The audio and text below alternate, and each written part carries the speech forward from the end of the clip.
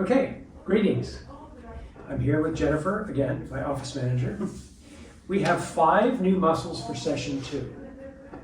2 of them are the sartorius and gracilis muscles.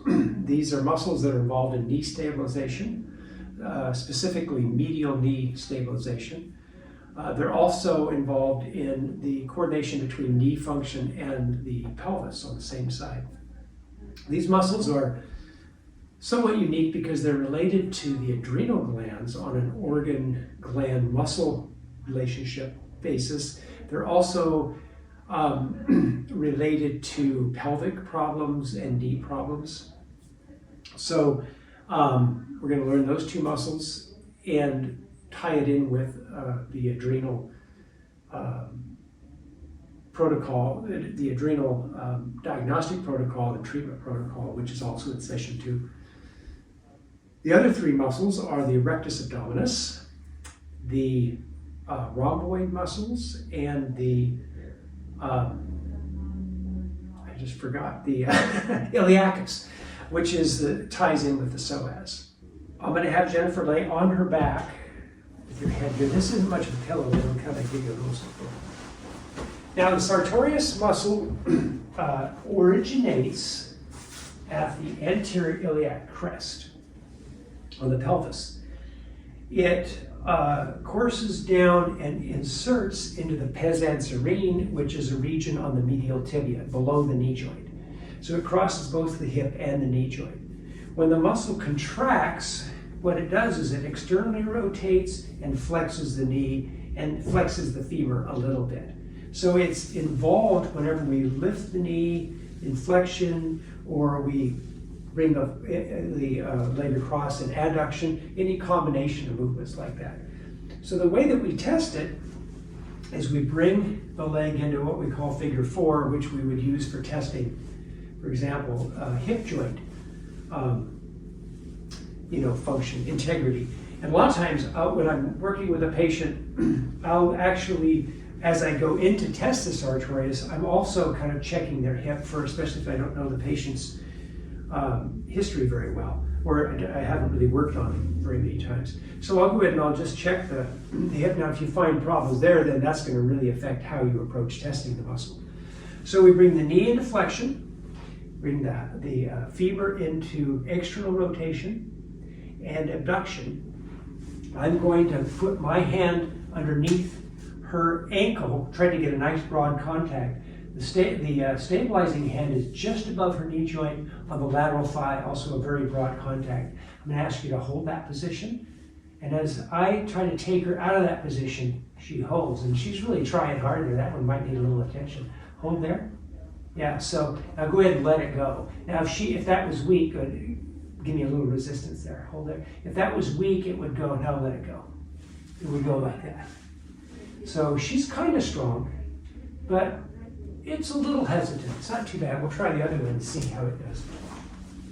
Right there, once again, you can see where my stabilizing hand is here. Hold.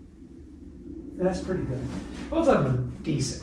Now that's the gracilis muscle. It's related to the adrenal glands. The anterior neurolymphatic reflexes are going to be 2 inches out from the umbilicus and 2 inches up.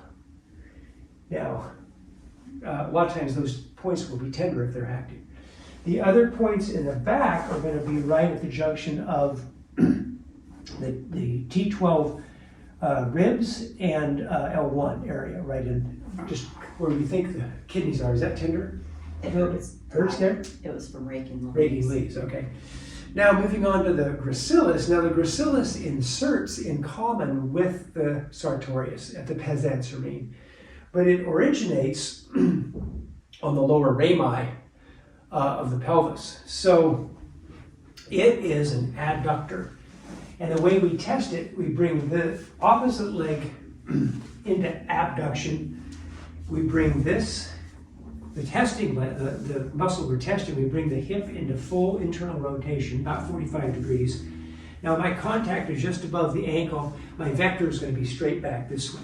I'll be stabilizing here. Now hold, hold, hold. And that one actually might need some Hold. Yeah, see, that one's actually weak. Yeah.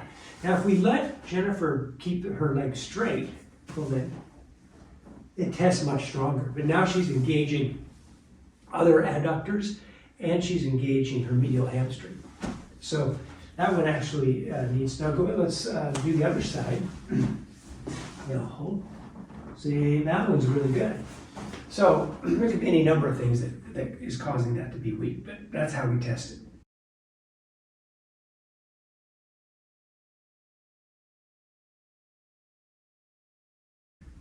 Okay, so the iliacus muscle inserts in common with the psoas muscle, the iliopsoas. So the muscle grouped together is called the iliopsoas.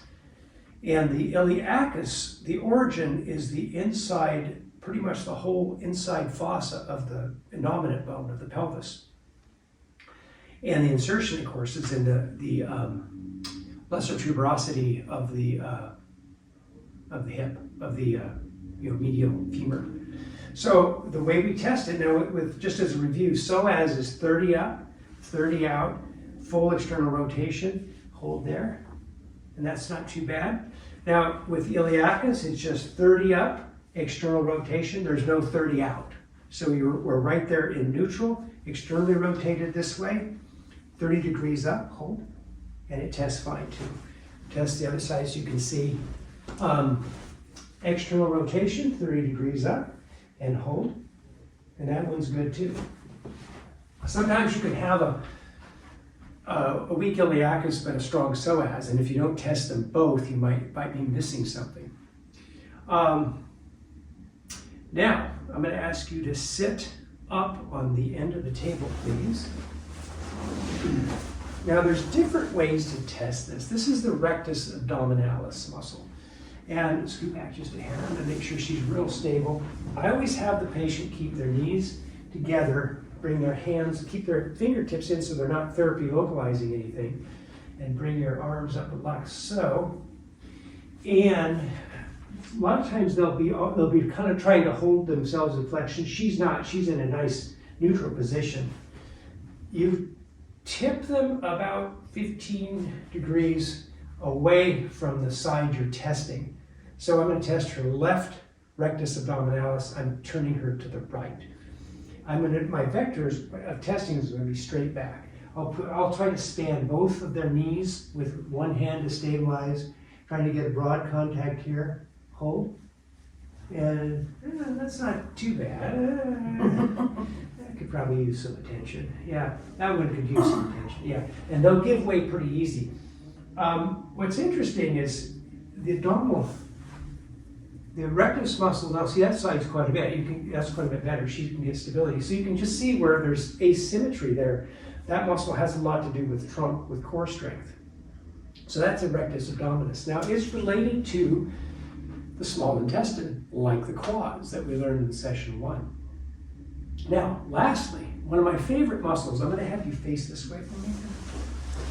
So, last session, we learned the pectoralis major clavicular division, which is related to the stomach, and we learned the pectoralis major sternal division, which is related to the liver. We're going to test the rhomboid muscles, which are also related to the liver meridian and liver organ, but their Chapman reflexes are going to be basically the same as the stomach on the left side only. But we'll go over all that later. But for now, the muscle comes off the C7 spinous down to about T5, and it goes over and inserts along the medial border of the scapula. Now what the muscle does is it retracts the scapula and elevates it. So it's involved in, it's a stabilizer muscle primarily, but it's also involved in, retracting the shoulders, like in something like pulling something back like so. So the way I'm going to test it, I'm going to bring her elbow into full flexion. I'm going to bring her wrist into pronation. I'm going to ask her to retract your scapula back towards your spine. Like so. There you go. Just bring that back. There you go. And then she's going to turn her head slightly away. And I'm going to pull lateral and very slightly anterior in this kind of arc. Hold, that'll be my testing vector.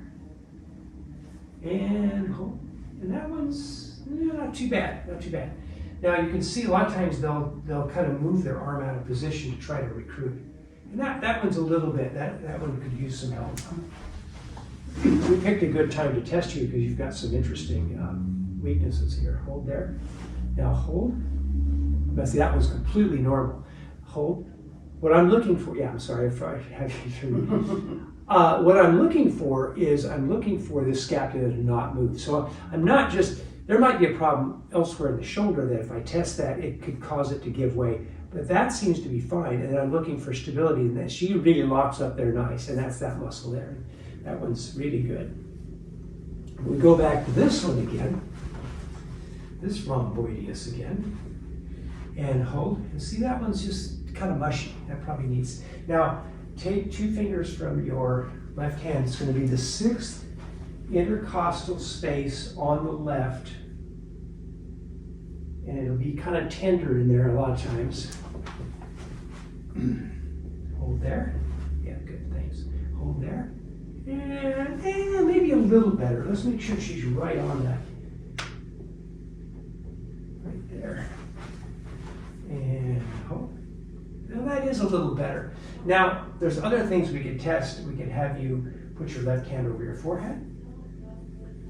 She's just putting her hand, she's therapy localizing the frontal eminences, which are related to emotions, and stomach, and bladder, and that doesn't do much. Now I want you to take a deep breath in, hold your breath, and hold. Oh, that's a little better. Try that again. Breathe in again. Hold. No, that's better. Okay. So breath in, causing the muscle to either turn on or turn off. That indicates there's probably an issue with cranials. So we'll follow that up here in a little bit.